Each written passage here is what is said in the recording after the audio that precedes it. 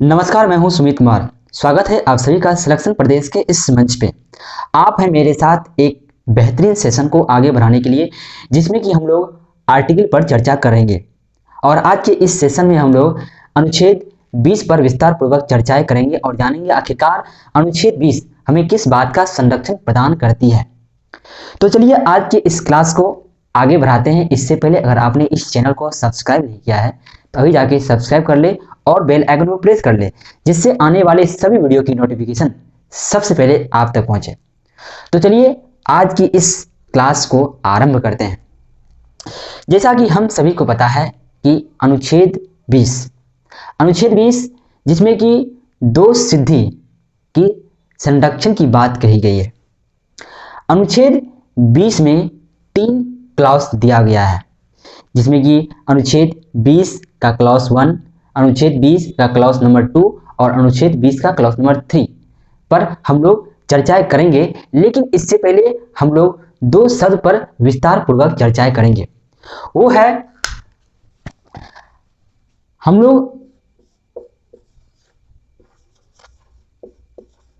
आरोपी और अपराधी, इस दो शब्द को अक्सर सुना करते हैं और यह शब्द देखकर ऐसा प्रतीत होता है कि यह दोनों शब्द का अर्थ एक ही निकलेगा, और ऐसा हमें लगता है, लेकिन सच्चाई कुछ और है। आपको हम बताऊं तो आरोपी और अपराधी में दिन रात का फर्क है। वो कैसे? इसको समझने के लिए हम लोग एक एग्जाम्पल को लेते हैं।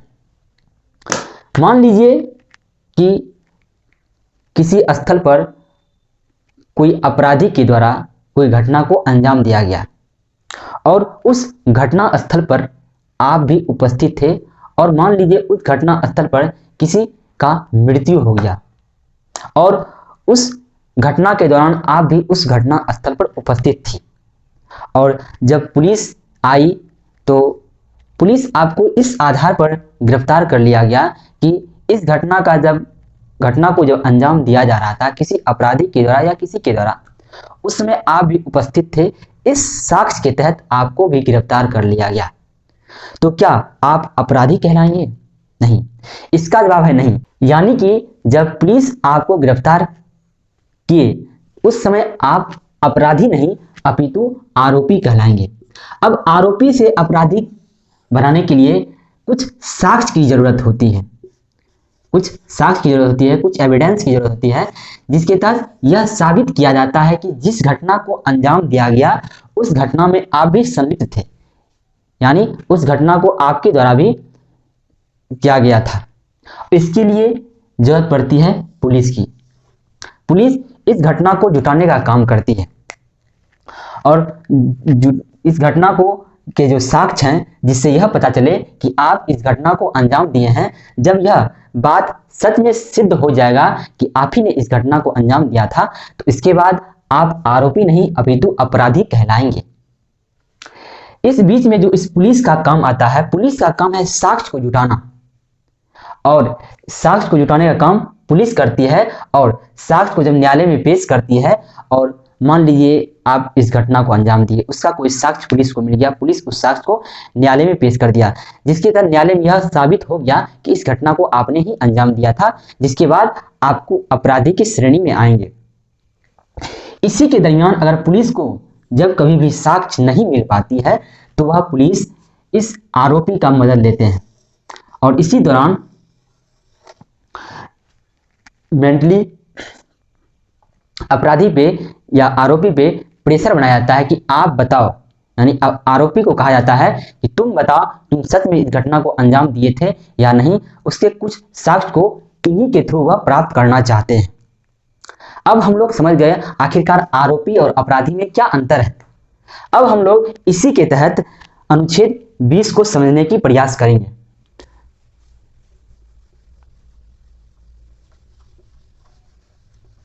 अब हम लोग चर्चा करते हैं अनुच्छेद 20।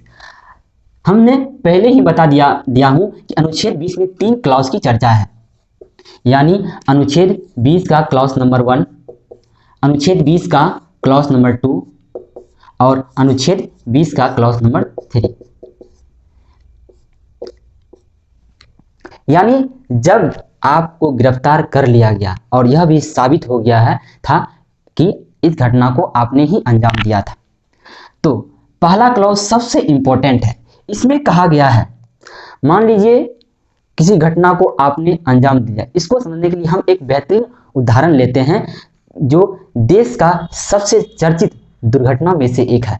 वो है निर्भया हत्याकांड, जिसमें कि 4 आरोपी को मौत की सजा दे चुकी है और एक आरोपी को अब जो है उसे छोड़ दिया गया है और आज वह आरोपी जेल से बाहर है। इस कहानी को हम बताते हैं।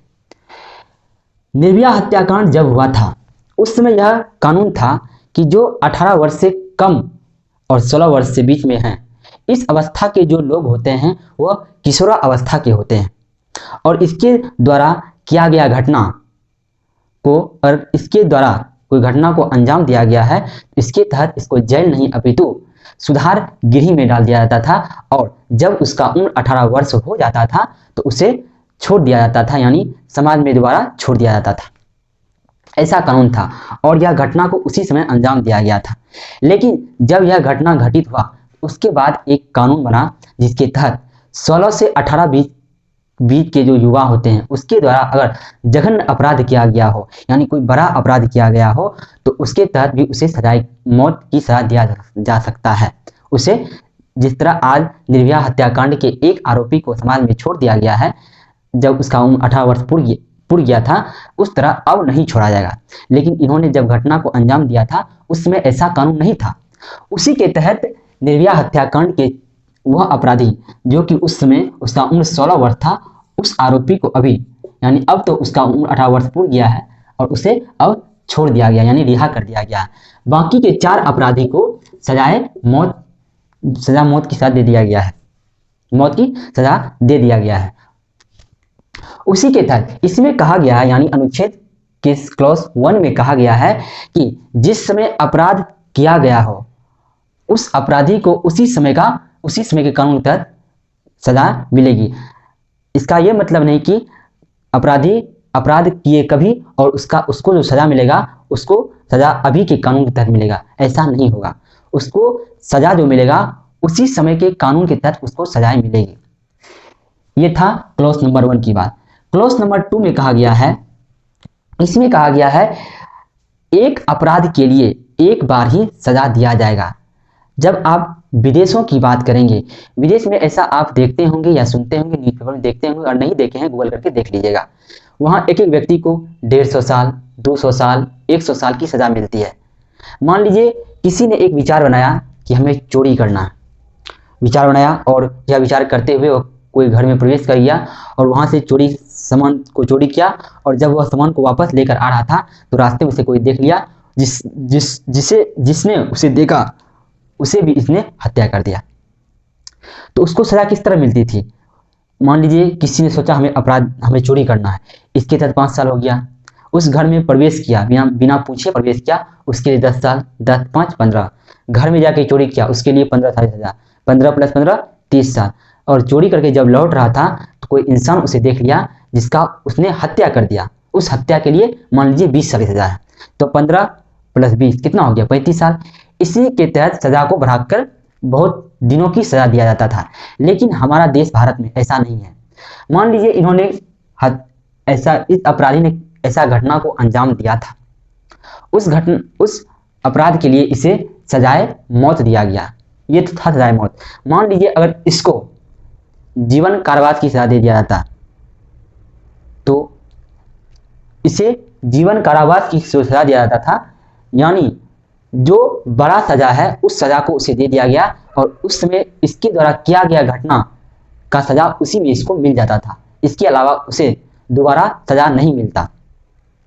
मान लीजिए कोई व्यक्ति यूपी का है, वह बिहार में कोई घटना को अंजाम दिया तो उसे बिहार में उस घटना का सजा मिल गया है और जब यह अपना सजा को भोग कर वापस अपने प्रदेश लौटेंगे तो वहां उसे इसी अपराध के लिए सजा नहीं मिलेगा।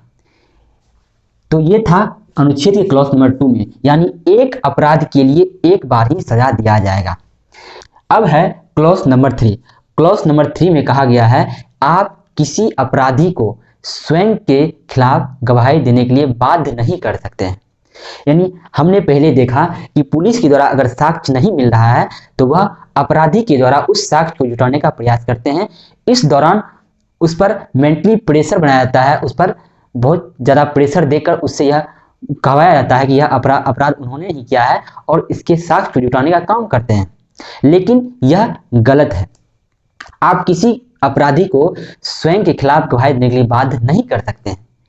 यानी अनुच्छेद 20 में हम लोग तीनों क्लॉज को अच्छे ढंग से पढ़ लिया। अगर हम संक्षेप में बोलूं, अनुच्छेद 20 का क्लॉज 1 में कहा गया है कि जिस समय आप अपराध किए आपको सजा भी उस समय के कानून के तहत मिलेगा, और अनुच्छेद 20 के क्लॉज नंबर 2 में कहा गया है कि आपको एक अपराध के लिए एक बार ही सजा मिलेगा, उसी अपराध के लिए बार बार आपको सजा नहीं मिलेगा। और क्लॉज नंबर 3 में कहा गया है आप किसी भी अपराधी को स्वयं के खिलाफ गवाही देने के लिए बाध्य नहीं कर सकते हैं। यह था हमारा अनुच्छेद।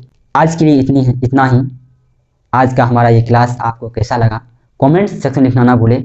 तब तक के लिए हमें दीजिए इजाज़त। मिलते हैं नेक्स्ट वीडियो में। जय हिंद, वंदे मातरम।